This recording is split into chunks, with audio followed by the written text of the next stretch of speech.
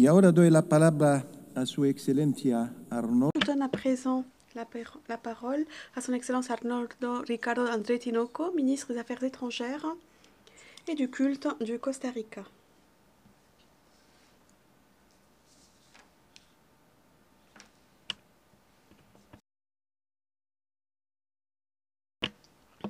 Madame la Présidente, Excellence, le Costa Rica vous félicite pour votre élection à la tête de la 80e session de l'Assemblée générale.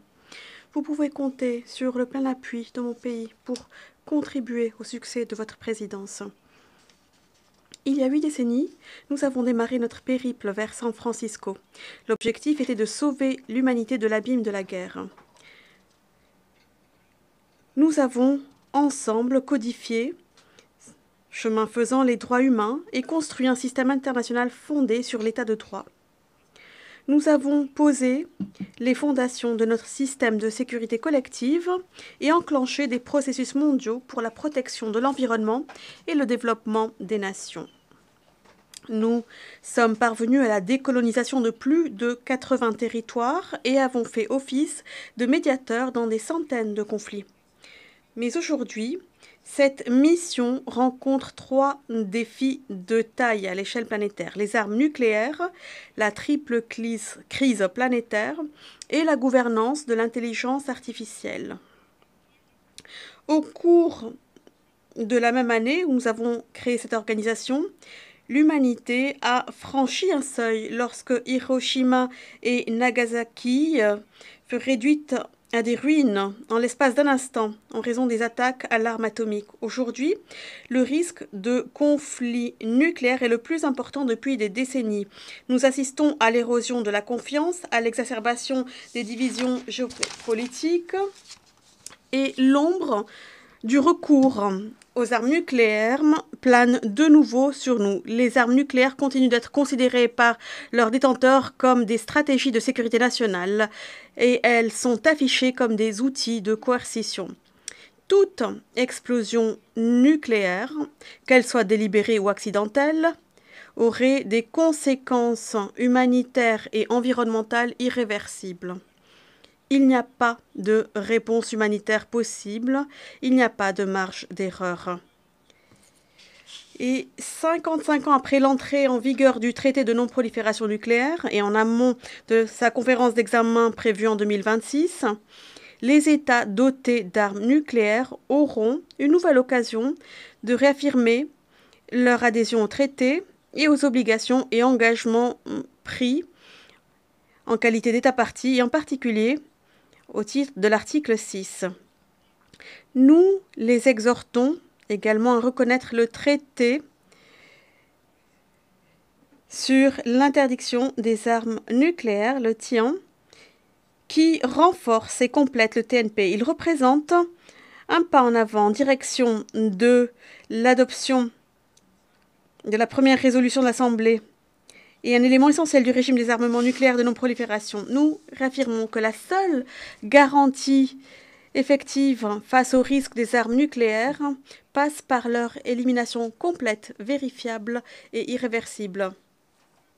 À un moment où les dépenses militaires atteignent des sommets, le point culminant depuis la guerre froide, chaque dollar destiné aux armes, toutes les armes,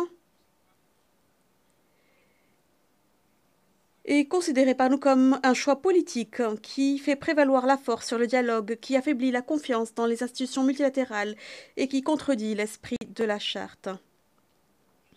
Et c'est précisément au moment où nous traversons la plus grande crise humanitaire de notre ère, alors que plus de 300 millions de personnes ont besoin d'aide humanitaire. Le Soudan, Gaza et l'Ukraine en sont de clairs exemples. Seuls 190 millions de personnes recevront cette aide. Cela veut dire que 115 millions de personnes devront attendre, si elles en ont le temps, si elles sont encore en vie. Et ce n'est pas faute de ressources, mais faute de volonté. Les moyens existent, mais les priorités sont tout autres.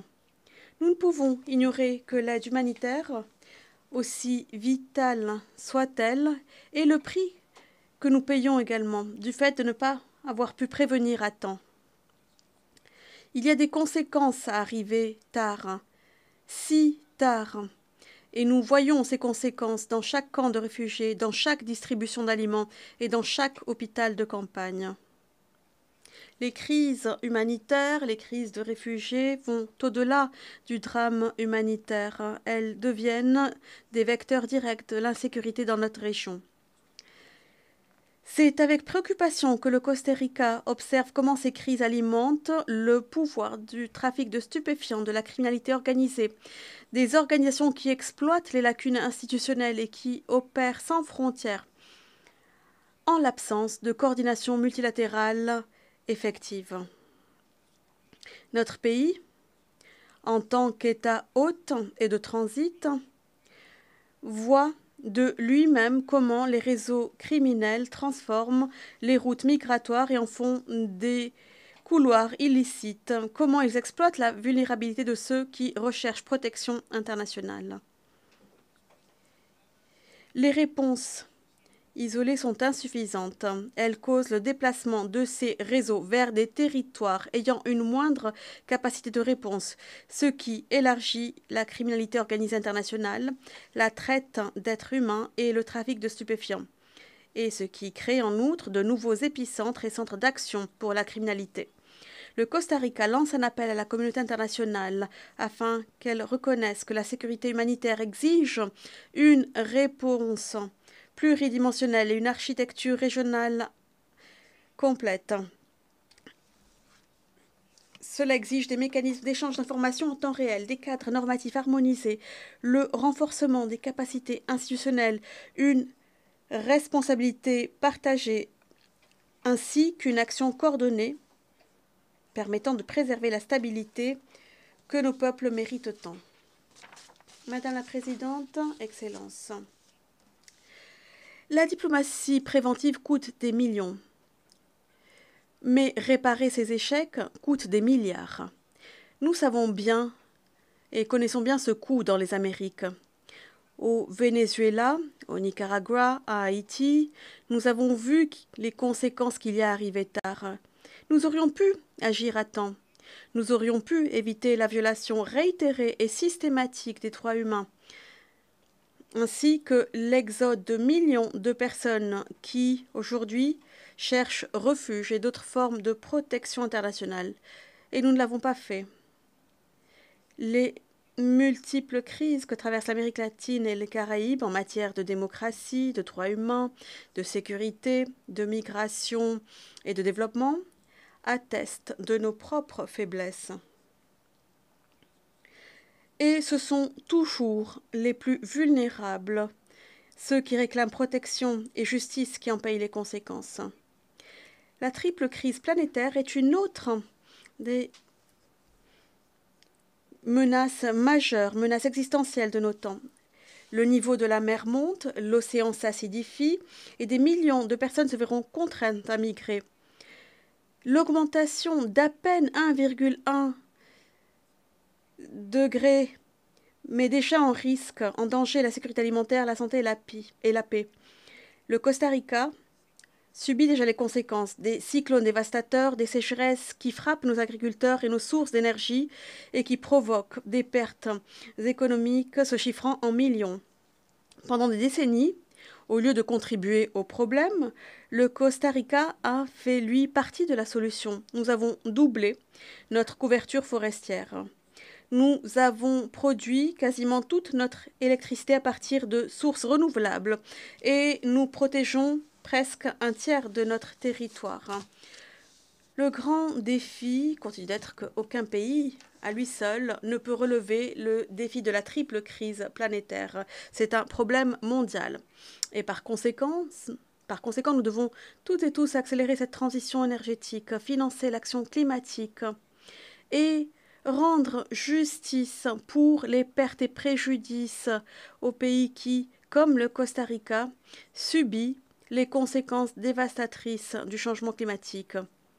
Relever ces défis passe par des actions communes, par des décisions fondées sur la science, par des ressources financières adéquates, et cela exige d'honorer nos obligations juridiques internationales.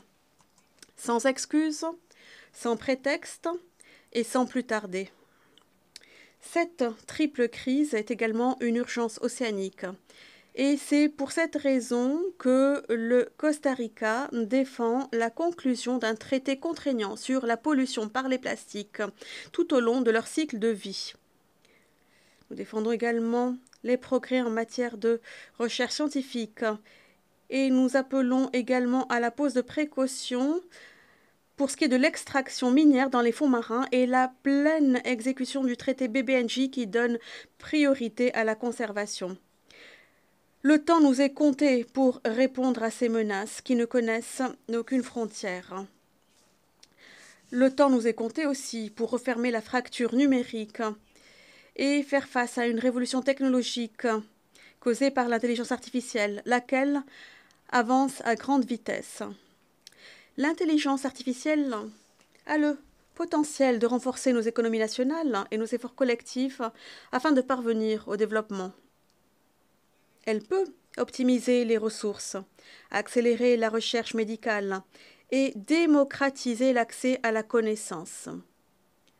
Mais elle peut également nous diviser entre ceux qui y ont accès et ceux qui n'y ont pas accès. L'intelligence artificielle comporte également des risques pour la paix et la sécurité internationale. Elle peut devenir un vecteur de désinformation massive et permettre des cyberattaques qui pourraient paralyser des infrastructures critiques. L'intelligence artificielle met au défi également notre capacité à conserver le contrôle humain sur des décisions de vie ou de mort. Alors que l'automatisation militaire avance, elle, sans cadre réglementaire adéquat. Il est urgent de mettre sur pied de telles réglementations et le temps s'épuise. Parmi les applications de l'intelligence artificielle qui exigent notre attention de manière toute particulière, il y a les systèmes d'armes autonomes. Le Costa Rica exhorte, avant 2026, à conclure un instrument juridiquement contraignant qui instaure des interdictions et des réglementations pour les systèmes d'armes autonomes qui pourraient identifier, sélectionner et attaquer des cibles sans contrôle humain significatif.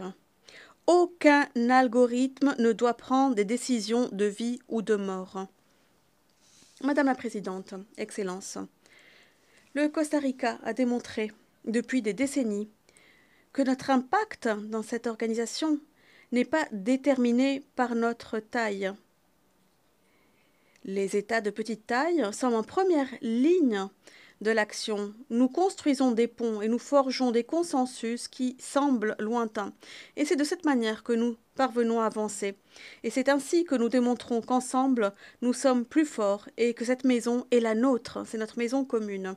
Cette année seulement, le Costa Rica a réalisé les accomplissements suivants. Face à la crise humanitaire la plus dévastatrice depuis la création des Nations Unies et aux côtés de 150 États, nous avons lancé un appel à l'action. Alors que nous étions en première ligne du segment des affaires humanitaires du Conseil économique et social. Face aux graves conséquences humanitaires du recours aux armes explosives dans des zones peuplées, nous accueillerons la deuxième conférence internationale sur la déclaration politique relative au renforcement de la protection des civils. Elle aura lieu du 18 au 20 novembre à San José. Face aux risques et opportunités que pose l'intelligence artificielle, le Costa Rica et l'Espagne ont pris l'initiative d'un processus qui a instauré une commission scientifique internationale indépendante et le dialogue mondial sur la gouvernance de l'intelligence artificielle. Son lancement aura lieu demain et son adoption par consensus est en lui-même un jalon. Face à l'urgence qu'il y a à protéger l'environnement et l'océan, et avec la même détermination, le Costa Rica et la France ont organisé conjointement la 3e conférence des Nations Unies sur les océans. Nous avons à cette occasion pris des engagements politiques et financiers importants pour la gouvernance et la santé océanique. Face aux inégalités persistantes qui restreignent la dignité et les droits des femmes et des filles, le Costa Rica et Cabo Verde sont parvenus à l'adoption par consensus de la déclaration politique du 30e anniversaire de la quatrième conférence mondiale sur les femmes.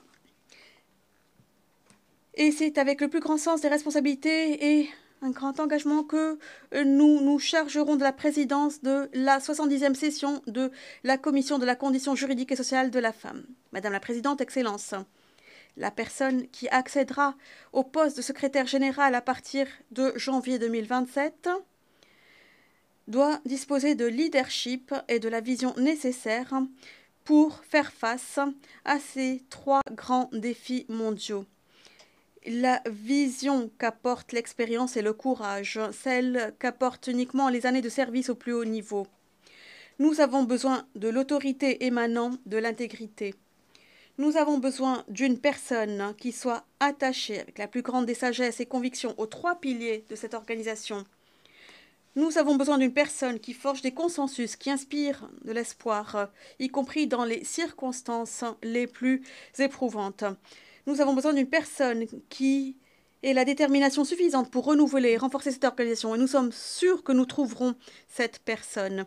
Et nous sommes sûrs aussi de la trouver dans notre région, parce que c'est le tour de l'Amérique latine et des Caraïbes.